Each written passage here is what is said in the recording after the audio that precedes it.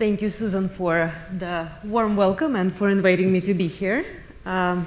This talk is going to be a bit of a rant, I suppose, because really responsible data management and responsible AI is a very expansive area of research and of practice, and so I will highlight some of the aspects of this work here, but I'm more than happy to discuss any and all of these as we discuss during the next session.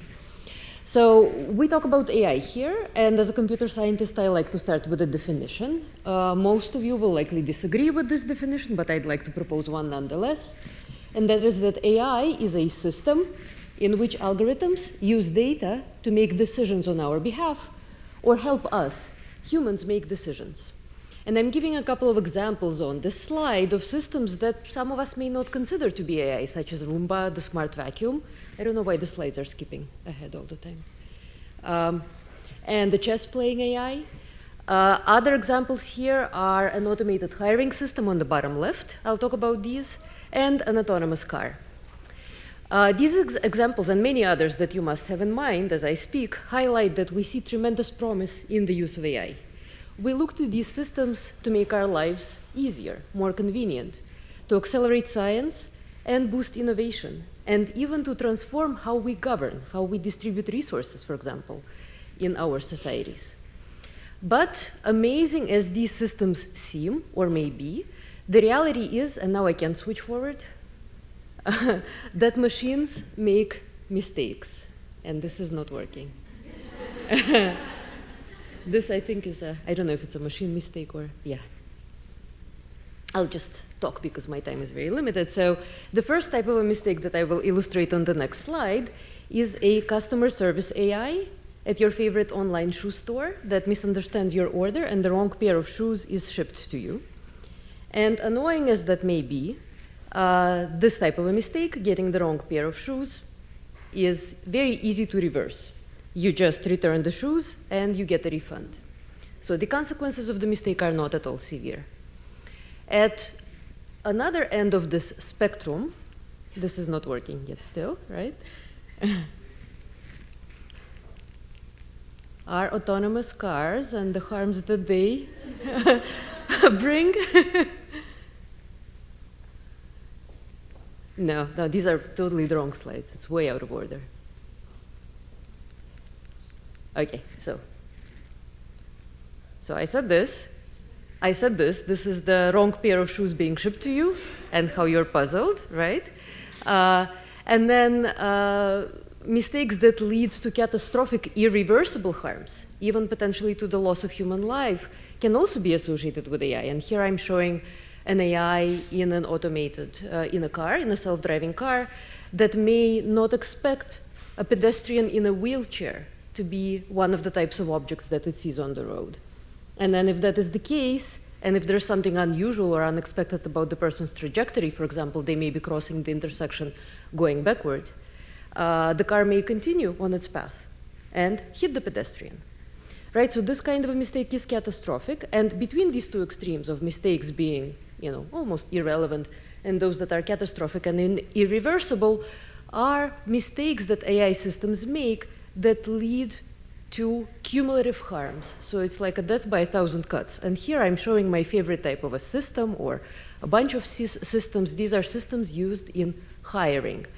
And these days, in fact, any of us who have been on the job market recently or who know somebody who has been on the job market, we know that you are being identified as a potential promising applicant with the help of AI, that your resume is going to be screened automatically, and sometimes you're asked to send in a recording of you answering some interview questions, and that is going to be processed by an AI, right? So AI systems are at every step of this hiring funnel that I'm depicting on the right of the slide.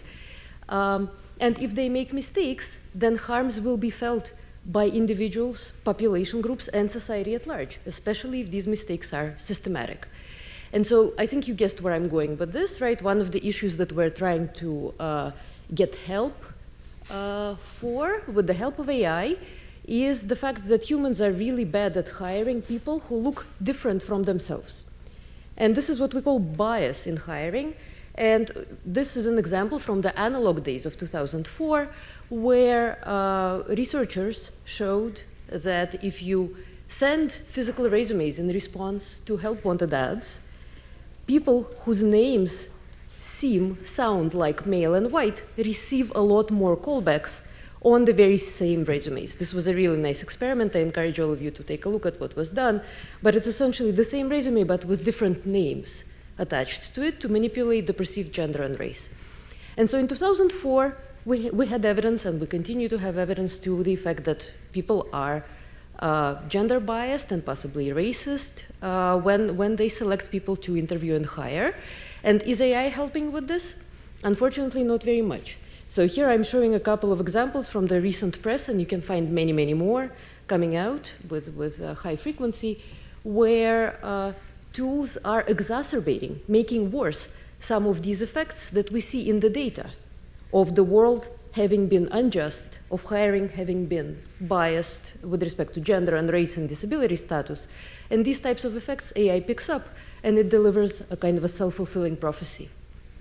So one of the first things that we should ask ourselves, even perhaps before thinking about whether AI helps or hurts with bias, is also whether these tools actually work. Do we have reason to believe that a tool that we're building can work to deliver on the goal, on the promise that we're setting for it? And if we convince ourselves that in principle, yes, a tool can work, then we should still use the scientific method to check whether in fact the system is accurate, whether it's helping us reach our diversity goals, whether the kinds of errors that it makes may be different for different subpopulations. And here I always like to remind us that we are data scientists and computer scientists are scientists, and we have the scientific method at our disposal. And so part of responsible data management and responsible AI is just thinking about these systems as engineering artifacts and interrogating them as such. In response to some of the concerns that we've been seeing with the use of AI in hiring and in other domains, there's been a significant push to try and pass new laws and regulatory frameworks to oversee the use of AI. And I will not dwell on this very much here. In fact, I will skip these slides, but I'm happy to talk about this offline or during discussion. I'm deeply engaged in AI regulation, especially as it pertains to hiring. And New York City, where I live, is leading the way in this. We have a law that we just passed, Local Law 144, that is groundbreaking, that oversees the use of AI in hiring, and we're now figuring out how to actually enforce it, how to check these systems. And this is about, the next segment is about whether the tools work, right? And this is a substantial part of my responsible data management agenda. So I want to tell you now about a recent line of work that I did together with an interdisciplinary team that took us 2 years to conduct, where we investigated the validity and stability of predictions that are made by AI tools that claim to construct a personality profile based on a job applicant's resume or LinkedIn profile or Twitter feed, right? So psychometric assessment, personality prediction, is something that people have been using even before AI became an option. And so here I'm showing a human interviewing and maybe taking a test and trying to figure out whether the applicants are hardworking and creative and good team players, etc. So now AI-based personality predictors claim to be able, once again, to construct these personality profiles from the text of your resume, for example. They take your resume or LinkedIn handle as input, or your Twitter handle, and they spit out a vector, a set of scores, that tells you, or tells the potential hiring person, how neurotic you are, how stable you are, how dominant you are. And I'm not making up these names. These are keywords that people use in these tests that are well accepted, unfortunately, called DISC and the Big Five. And so what we did in this work is we got a bunch of resumes of job seekers, students at NYU, with the help of an IRB-approved study, and we fed them through 2 commercial tools that we paid for access to, Humantic AI and Crystal. And we observed the personality profiles that were generated by these tools. And then we changed something slightly about the resumes. For example, we changed the file format from PDF to raw text. not changing any of the content. And we observed that personality profiles change substantially for some people. And it's not necessarily better to have a PDF document. Sometimes it's better for you, and sometimes it's worse for you. And the changes are quite drastic. And we also looked at a few other things. So this paper was published here in a journal as well as at the conference. We have an actual framework for interrogating stability as a precondition for validity, right? Because if a tool doesn't agree with its own predictions, what is it doing? Does it actually work? And we looked at several facets of measurement with respect to which there should be no change if the tool is measuring what it purports to measure, right? So file format is one. Another is, are you asking it right now or a day later or 30 days later with the same input? And is it going to assess the same personality profile? And the answer is no. So you can take a look at all of this. Happy to discuss further. Now, let's talk about bias, right? So all about that bias. There are many taxonomies and many ways in which people try to systematize what types of bias there are in the data, in technical systems, etc. I like a very simple taxonomy that is due to Friedman and Nissenbaum from 1996 and appeared in their paper called Bias in Computer Systems, where they talk about 3 types of bias that interact. One of them is pre-existing. This type of bias exists independently of an algorithm or a system and has its origins in society. Technical bias is introduced or exacerbated by the technical properties of the system. ADS is Automated Decision System, that's the abbreviation. And emergent bias arises due to the context of use. So this is something like when we have feedback loops. When an HR person keeps seeing the same types of candidates at the top of the list, and then over time they come to believe that these are actually the best types of candidates for the job, even if they come from the same college and the same demographic group. So let me talk a little bit about pre-existing bias, because this is the kind of bias that we very often think about and that we try to get rid of in our data sets or in our models. And then if we have convinced ourselves that we have somehow successfully gotten rid of this bias, that we can certify our systems as being fair and unbiased and just kosher, right? So I'm skeptical here, but let's talk about it nonetheless. And to talk about this, I like to use a metaphor, and that is that data is a mirror reflection of the world. And when we think about bias in the data, we interrogate this reflection.